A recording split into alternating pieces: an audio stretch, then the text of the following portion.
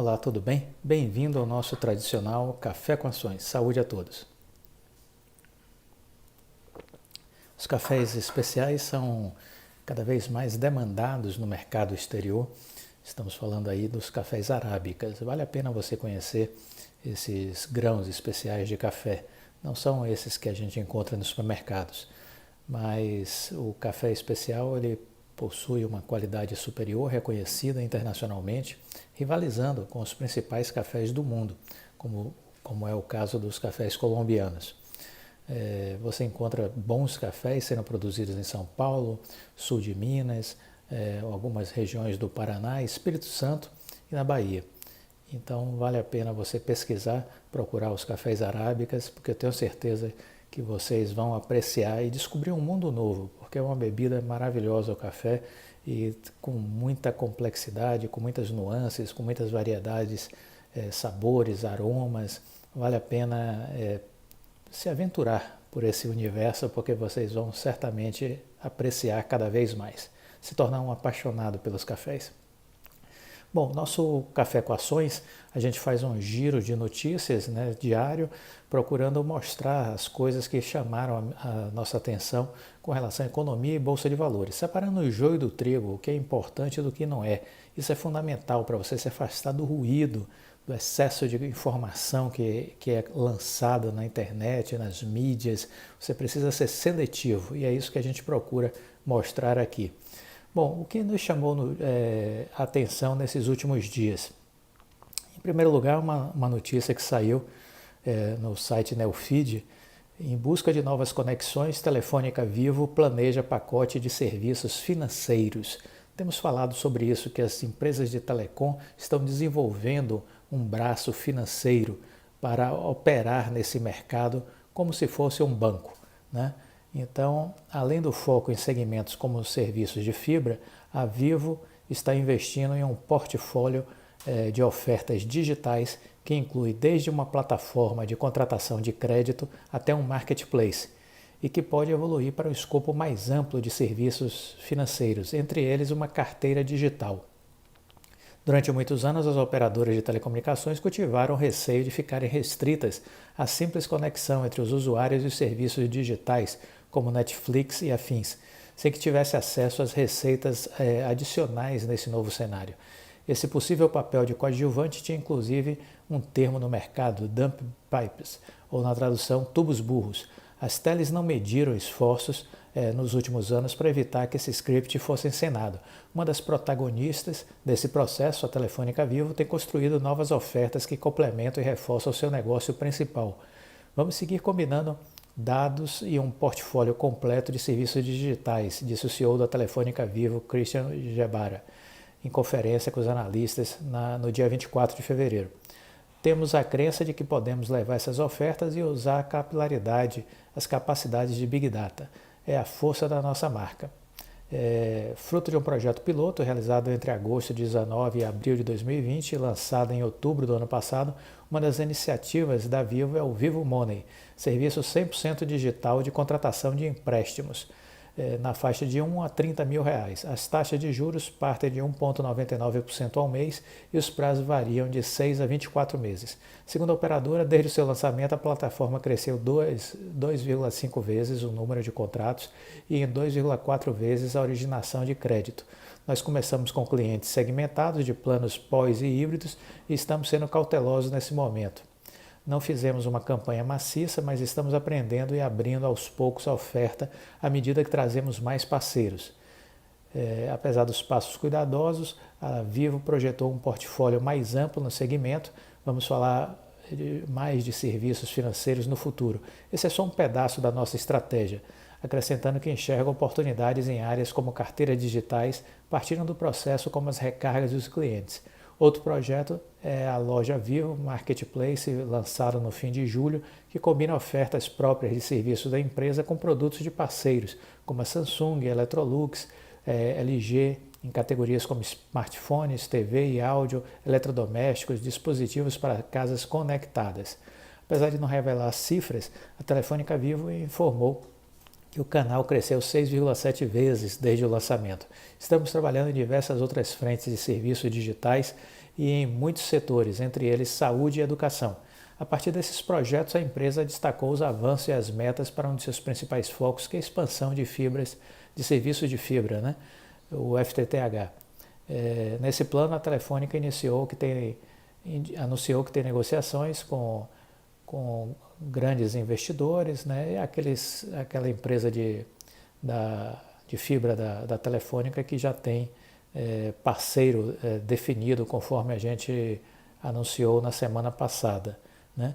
Mas o que a gente está destacando aí é que essas empresas estão buscando alternativas para crescer a sua renda. Assim como a Telefônica está fazendo, a TIM também segue esse caminho e a própria Oi.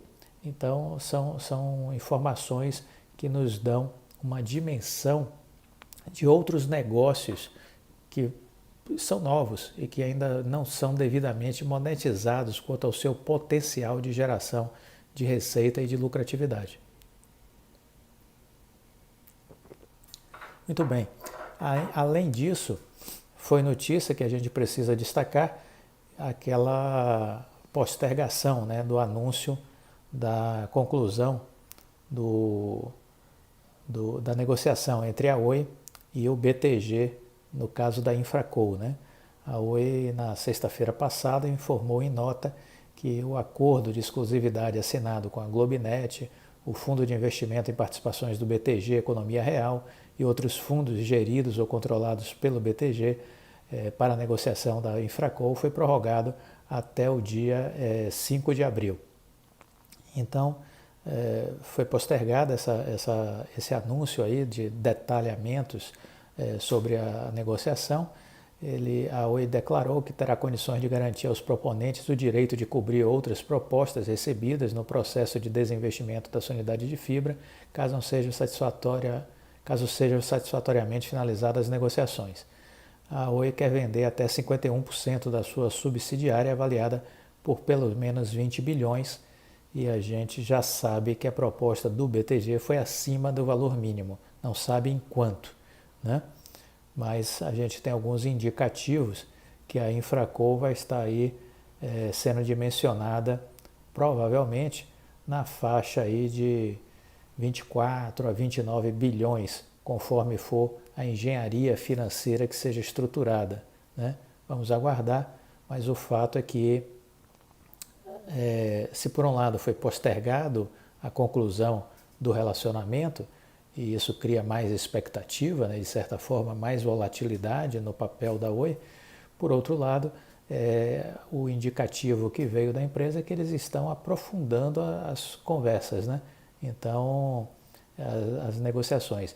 Isso aí é o que eu posso dizer a vocês, pela experiência do outro lado, vamos dizer assim, como consultor, é que muito provavelmente está sendo já discutido coisas muito mais profundas, né? Do ponto de vista de gestão, de empresariamento, né?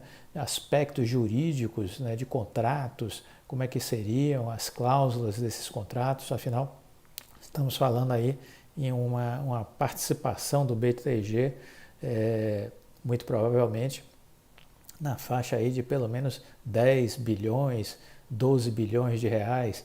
Então, diante disso, há de se amarrar tudo isso muito bem num contrato, as áreas jurídicas devem estar trabalhando, entendeu? Então, o atraso é muito em função disso, de detalhamento de pontos, de questões que não podem ficar descobertas, né? Diante de um negócio de tal monta, de tal valor. Então, nada preocupa, na verdade. Havia, obviamente, uma torcida, né? Uma expectativa para que agora, já em março, fosse anunciado, né? um entendimento entre as partes. Isso não foi feito, mas, por outro lado, significa que eles continuam ultimando todos esses procedimentos e essas conversas para que isso possa, até 5 de abril, possa ser divulgado, né? E imagino que teremos então o BTG, como sempre falamos, desde sempre, como o principal candidato a se tornar sócio da Infraco, certo? Para finalizar esse vídeo de hoje, eu gostaria de trazer uma informação do ministro Paulo Guedes, né, que saiu uma entrevista com ele na semana passada. Guedes defende vacinação em massa para evitar nova queda na economia. Uma notícia do Estadão, o ministro da Economia, Paulo Guedes, defendeu vacinação em massa contra a Covid para evitar nova queda da economia, diante da tragédia que voltou a nos atingir ao falar sobre o agravamento da pandemia. Ao comentar o avanço das propostas da PEC, né, emergencial, que tramita na Câmara, Guedes colocou a imunização da população como o próximo passo na recuperação do país. Isso é a coisa mais importante que nós temos agora. Essa vacinação em massa, se não for feita, né, a economia não se sustenta. Ela volta a cair e aí o resultado será o pior possível. Então estejamos atentos, porque aí temos uma voz importante, a voz que conduz a economia brasileira e que já está destacando, né, a importância da vacinação em massa. O Brasil está atrasado e precisa correr, sob pena de nós vermos um desastre aí gigantesco nesse país, fora tudo que já aconteceu, numa dose ainda exponencializada. Então a gente pode realmente ficar para trás em termos de recuperação econômica e esse país virar realmente uma tragédia, né? Um barco à deriva, com milhões e milhões de pessoas na pobreza absoluta, fora as milhares e milhares de mortes que estarão acontecendo nesses dias e nos próximos. E a debacle total de muitas pequenas, médias empresas, ou seja, além do caos social, do caos da saúde, um caos econômico, porque as coisas todas estão entrelaçadas. Os países que estão se recuperando são os países que estão vacinando. Isso é fundamental. Precisamos entender isso. Fiquem com Deus e até a próxima. Tchau.